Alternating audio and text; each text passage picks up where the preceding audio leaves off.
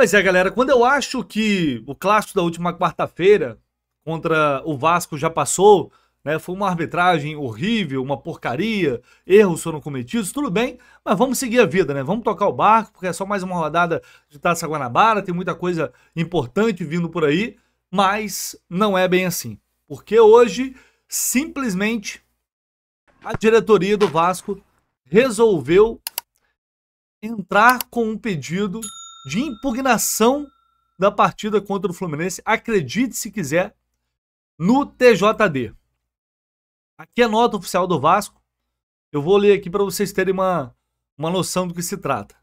O Vasco reitera seu compromisso de trabalhar em parceria com clubes e federações na melhoria da qualidade da arbitragem de forma perene e sustentável, pelo bem do futebol e campeonato carioca, blá, blá, blá, blá, blá. No sentido de corrigir equívocos de forma transparente e justa, informa que protocolou no TJD pedido de impugnação da partida contra o Fluminense a fim, prioritariamente, de anular os efeitos dos cartões aplicados, em desacordo com as regras que geraram consequências danosas ao clube. Os erros de direito que vêm sendo praticados de forma sistêmica pela arbitragem são graves, dão conta de um desconhecimento dos protocolos e regras do futebol por parte dos árbitros e contaminam a integridade dos resultados e o potencial do campeonato em si. Isso é o que diz essa nota do Vasco. O clube afirma, o primeiro auxiliar técnico do Vasco na entrevista coletiva após o jogo, o Emiliano Dias, disse que o Vasco foi roubado, foi essa palavra que ele usou. E agora o clube diz que erros de direito foram cometidos nessa partida.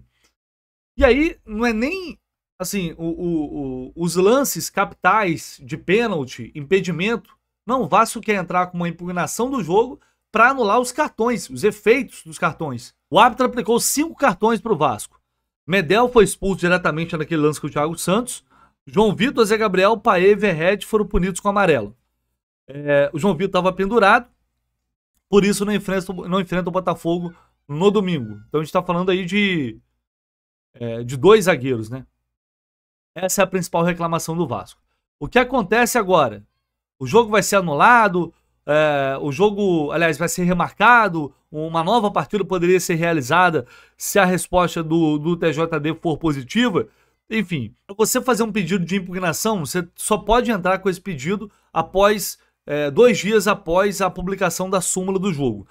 E para que um jogo seja impugnado, é preciso que haja um erro de direito e que ele tenha sido relevante o suficiente para o resultado final. Aí eu te pergunto, quais desses erros foram de fato relevantes para o resultado final?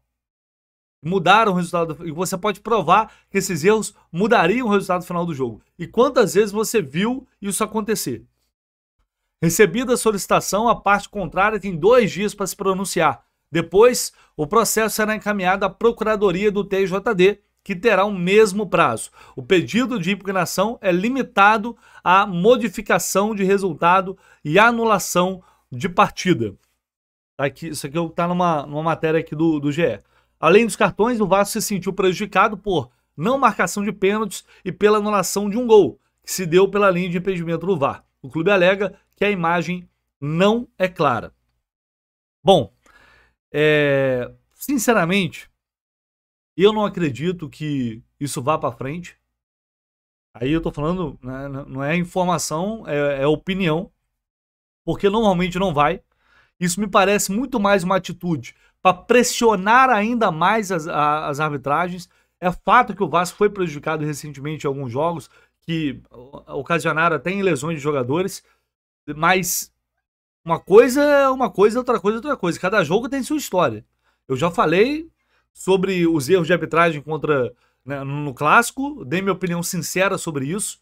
Não acho que foi nem perto de chegar a esse ponto, o que aconteceu no jogo, porque houve erros dos 2 lados. Então se parece muito mais mandar um recado pro torcedor e pressionar ainda mais as entidades. O Vasco, inclusive, fez um pedido para que venha um árbitro de fora do Rio para apitar o Clássico contra o Botafogo. Eles não querem mais árbitro da federação. O Vasco vai começar a determinar o que quer, o que não quer, o que pode, o que não pode ser dentro de um campeonato. Enfim, isso para mim passou, cara, tá muito além da conta. Repito, é algo muito para bastidores. E talvez funcione. Talvez funcione, não sei. Talvez para os próximos jogos funcione. E aí a Ferg rebateu. A relação entre Vasco e Ferg não é boa no momento. Isso é fato. De bastidor, a relação dos bastidores não é boa, até por questão de negociações de direito de transmissão. O Vasco negociou com outras empresas. Enfim, o Rubens Lopes falou sobre isso recentemente, disse que o Vasco não comunicou nada, quem comunicou foi a TV Globo. Mostrando que está visivelmente contrariado. Aí a nota da Ferg, já o Vasco da Gama SAF.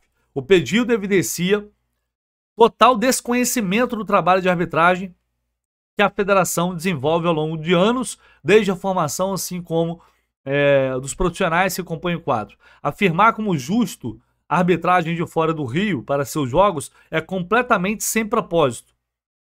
E mais uma vez, a Ferg reforça que as portas estão abertas ao Vasco e todos os filiados para qualquer debate. Ontem, a diretoria se colocou à disposição para receber o Vasco e até o Fluminense e ninguém apareceu por lá. Aliás, a Ferg se colocou à disposição e ninguém apareceu por lá para reclamar nada. Enfim, é uma situação que, sinceramente, eu não vejo o TJD dando um parecer favorável, porque senão iria abrir. Imagina o precedente que você vai abrir. Você aceita esse tipo de coisa?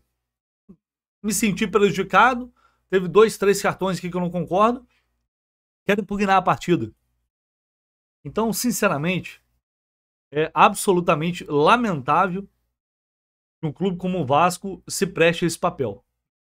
Sinceramente falando. A arbitragem do Rio de Janeiro, ela é péssima. Ela é horrorosa, é uma porcaria e irrita a todo mundo. Se um clube se sente mais prejudicado que o outro, é legítimo. O que o Vasco está fazendo, aparentemente, está tudo dentro da lei. É um direito do Vasco fazer. Mas a mim, parece algo muito, muito além da conta, muito exagerado e que não faz o menor sentido dentro desse contexto. E quem também veio a público foi o Maracanã. Uma nota oficial para falar da situação do gramado. O estádio, diz aqui essa nota, o estádio recebeu somente no mês de dezembro do ano passado 4 eventos, sendo 2 mega shows, Paul McCartney e Ivete Sangalo, o que fez com que o grande palco ficasse montado por 2 semanas sobre o gramado. O palco ficou montado por 15 dias, impedindo que o gramado recebesse luz solar, irrigação e o tratamento diário, porque passa o campo de jogo durante o ano, causando danos no lado do setor norte. Referidos shows foram compromissos assumidos pelo governo do estado, que tem essa prerrogativa pelo instrumento de permissão de uso. No dia 28 de dezembro, teve início o processo de revitalização, com a duração de cerca de 35 dias. A equipe de agrônomos do consórcio realizou uma raspagem em todo o gramado e uma intervenção mais profunda onde ficou montado o palco dos shows. A resposta a essa intervenção foi considerada positiva pelos responsáveis pela manutenção do campo, porém não o suficiente para a recuperação plena da área norte do gramado, como a gente percebeu, né? Vale lembrar que entre o dia 4 de fevereiro, com o retorno das partidas de futebol no estádio, e o dia 3 de março, o Maracanã receberá 11 jogos em 28 dias, sob condições climáticas adversas, com temperaturas elevadas e fortes chuvas que vêm se repetindo em diferentes ciclos durante as últimas semanas. Mesmo cientes de que tais variações climáticas são comuns nesta época do ano, até o momento, elas foram mais intensas e recorrentes do que o usual. O consórcio segue seu planejamento inicial, que já contemplava esse cenário e que visa entregar para as próximas competições de 2024 finais da Recopa Sul-Americana e do Campeonato Carioca, Copa do Brasil, Brasileiro e Libertadores, o gramado nas condições ideais de jogo. Para isso é considerado também o maior espaçamento dos jogos no mês de março, em função das datas FIFA e da redução do volume de partidas para o período. Tem uma obrigação, tem uma prerrogativa de contrato que o governo pode usar o Maracanã para eventos. Então, beleza, vai utilizar a prerrogativa, ok, mas que isso siga, assim como o consórcio exige que, por exemplo, o Vasco siga um planejamento, e isso tem que acontecer, o governo também deveria seguir um planejamento, uma orientação do consórcio para preservar as condições do gramado, ou seja, o maior espaço entre esses shows. Nem que, eventualmente, em algum momento, um dos clubes tenha que abrir mão de jogar no Maracanã, se é uma prerrogativa de contrato. O que não dá para fazer tudo isso em dezembro, após uma temporada, e o gramado iniciar do jeito que tá, nessa porcaria, essa vergonha que é o gramado do Maracanã. A gente já começa o ano falando de gramado, o gramado tá ruim. Você imagina com o passar do tempo dos jogos. Como é que vai ficar isso? Então que se respeite também o planejamento, que seja feito um planejamento que viabilize a recuperação do gramado a tempo de iniciar o ano seguinte. Só isso. O respeito ao planejamento tem que servir para todos. O estádio, a prioridade do estádio é para se jogar futebol. Então o gramado tem que estar em condições disso. Não dá para começar um ano nessas condições, sinceramente. Sinceramente. Isso aí não pode ser desculpa. Tem que ser dado um jeito para respeitar o contrato, mas que seja elaborado um planejamento que atenda às necessidades do gramado. E uma última informação aqui, o Fluminense anunciou o substituto para Guilherme Torres, que deixou o clube e foi para o Bahia. Muitas mudanças em Xerém, na estrutura do futebol em Xerém, e a coordenação metodológica do Fluminense ficará a cargo de Marcos Johan, que exercia a função de supervisor técnico do Sub-14 e do Sub-15. Com a promoção, ele passa a ser responsável pela evolução e aplicação do projeto metodológico do clube, a fim de ajudar na integração no futebol tricolor, desde o futsal, uma das principais portas de entrada para o campo. O ex-atleta da modalidade assume a responsabilidade munido de uma bagagem de cerca de 30 anos de casa. Aí, portanto, o Marcos Johan, que vai ser o novo coordenador metodológico, assumindo a vaga deixada por Guilherme Torres. Marcelo Veiga, que já está envolvido com o Sub-9 e Sub-16, vai também acompanhar de perto o Sub-17 para conduzir a prática da filosofia de jogo própria do Flu, conhecida como DNA Tricolor. Ele também vai coordenar a transição da molecada para o futebol profissional, sendo mais uma ponte entre Xerém e a equipe profissional. Rodrigo Pinheiro assume a coordenação de análise de desempenho. Ele tem quase 5 anos de Xerém, possui larga experiência na formação de atletas e ostenta um currículo que agrega outras áreas de estudo. Ailton Ferraz segue na coordenação técnica, mas agora concentrado exclusivamente no Sub-20, que conta com staff reforçado. A ideia é que ele foque na fase final do futebol de base, um dos momentos mais importantes do trabalho de formação. Bom, me preocupa um pouco. Não é que me preocupa. Eu esperava que o Fluminense fosse ao mercado trazer um profissional de muita experiência, de renome. Mas, por exemplo, o Johan é um cara que já tem uma larga experiência dentro do clube, tem uma história dentro do clube. E o Fluminense está apostando em profissionais que já estão na casa. Não traz ninguém de fora para suprir a saída recente de todos esses profissionais de Xerém.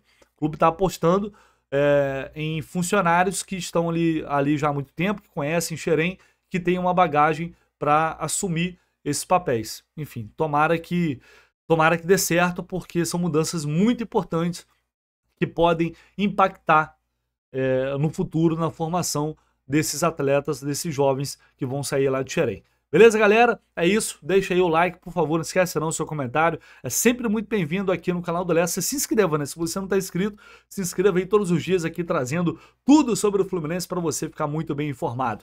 Vou deixar aqui na descrição do vídeo o link para Mais Ágil. Se você não conhece ainda Mais Ágil, clique aqui. O que a Mais Ágil faz? Ela antecipa, aquele dinheiro está lá no seu FGTS, no fundo de garantia, você não pode mexer naquela grana, você não pode, enfim, fazer nada com aquele dinheiro. A Mais Ágil antecipa isso para você, faz todo o processo burocrático e você recebe aquele dinheiro que está lá na sua conta. É só entrar em contato, vai ter lá uma galera pronta para te atender e esclarecer também as dúvidas. Um abraço, tamo junto!